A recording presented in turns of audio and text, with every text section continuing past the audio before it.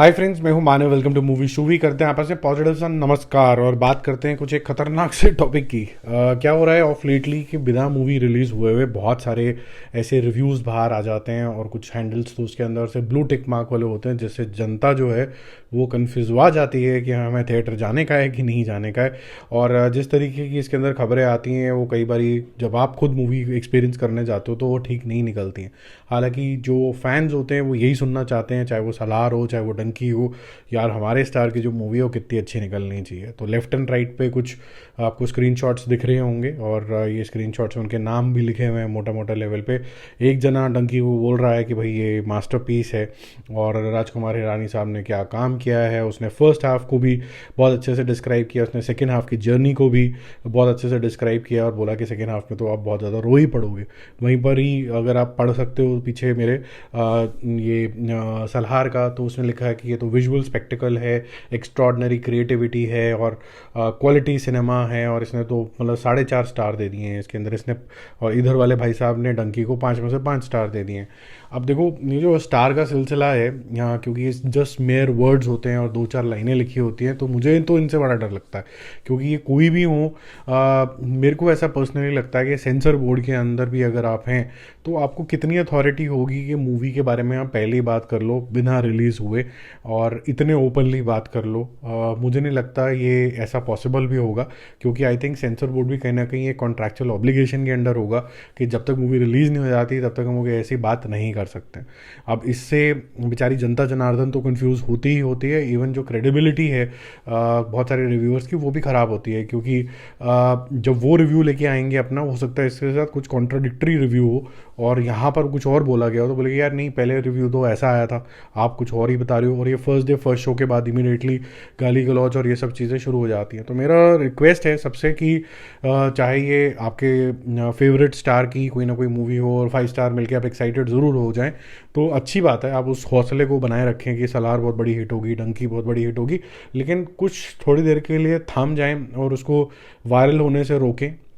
और आप कहीं ना कहीं खुद एक ओपिनियन बनाएं जब आप देखने जाएं। और एटलीस्ट मूवी को रिलीज़ होने तक के टाइम में जब तक आपको कोई थिएटर का डायरेक्ट एक्सपीरियंस नहीं मिल जाता, कोई आपको जिनको आप फॉलो करते हैं जो ट्रस्टवर्दी रिव्यूअर्स हैं, जब तक उनके रिव्यू बाहर नहीं आ जाते तब तक थोड़ा सा डिफ़िकल्ट होता है कुछ भी करना। और सबसे बेस्ट तो यही रहता है, क्योंकि आजकल सब कुछ ही सोशल मीडिया पे आ जाता है। क्योंकि ये एक दिन पहले डंकी स्पेसिफिकली रिलीज़ हो जाएगी, आपकी 21 को ही रिलीज़ हो जाएगी। जल्दी रिलीज़ है, अर्ली रिलीज़ है यूएस वगैरह के अंदर, तो रिव्यूज़ भी जल्दी आउट हो जाएंगे। तो आप उसको ट्रस्ट कर सकते हैं कि लोग थिएटर से आके क्या कह रहे हैं, तो आपको थोड़ा बहुत आइडिया हो जाएगा।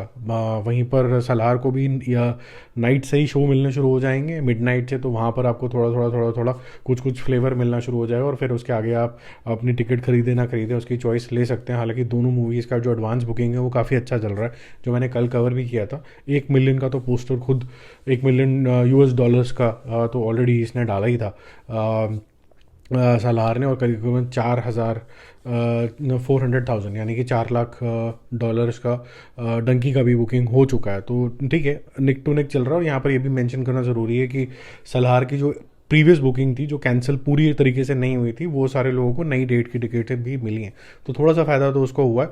बट नीडलेस टू से पास्ट में क्या जाना, फ्यूचर में देखने के 10 दिन तो रह गए हैं। आगे वाले टाइम में टोटल अमाउंट क्या बन रहा है उससे मतलब है, पास्ट में जो हो गया सो हो गया, उससे तो कोई मतलब है नहीं। तो मेरी समझ के हिसाब से तो दोनों मूवीज़ जो हैं दोनों मिला के दुलार बनती है, क्योंकि दोनों इंडियन मूवीज़ हैं। और जैसे कि इसका ऑर्डर आता है डी, मतलब डंकी पहले मैं देखूंगा, फिर उसके बाद मैं सलार भी फॉर श्योर उसी दिन नेक्स्ट शो ही पकड़ के मैं ज़रूर देखूंगा और अपना रिव्यू भी आपके साथ शेयर करूंगा मोटे मोटे लेवल के ऊपर। और हो सकता है ये जो फिनोमेना है ये रिवर्स हो जाए, अगर 21 को जैसे ये रिलीज़ हो रही है डंकी, तो पहले ही ये इसके रिव्यूज़ आ जाएं। अगर 22 को हुई जिस तरीके से यहाँ पर इंडिया में कॉन्टेम्पलेशन आ रही है, लेकिन हालांकि अब तो पोस्टर पे लिखा हुआ आना शुरू हो गया 21 वर्ल्ड वाइड रिलीज़। तो वर्ल्ड वाइड पहले था सिर्फ इंटरनेशनल रिलीज़, तो अब यही होगा कि डंकी को पहले रिव्यूज़ आने शुरू हो जाएंगे। अगर वो अच्छी होगी तो सलार को थोड़ा सा नुकसान इस वजह से भी होगा, अगर ये अच्छी हुई तो फिर सारे लोग पहले बोलेंगे कि ये चॉइस ले लेते हैं, फिर अगला देखेंगे कि समय कब मिलता है तो फिर हम सलार देख लेंगे। ठीक है, बाकी इन जो तरीके की रिव्यूज़ हैं, आपका क्या व्यू पॉइंट है इसके ऊपर, कितना ट्रस्ट आप कर सकते हो नहीं कर सकते हो वो ज़रूर बताइएगा। और बाकी हम जल्दी मिलते हैं और रिव्यूज़ और अपडेट्स से स्टे कनेक्टेड। Bye bye.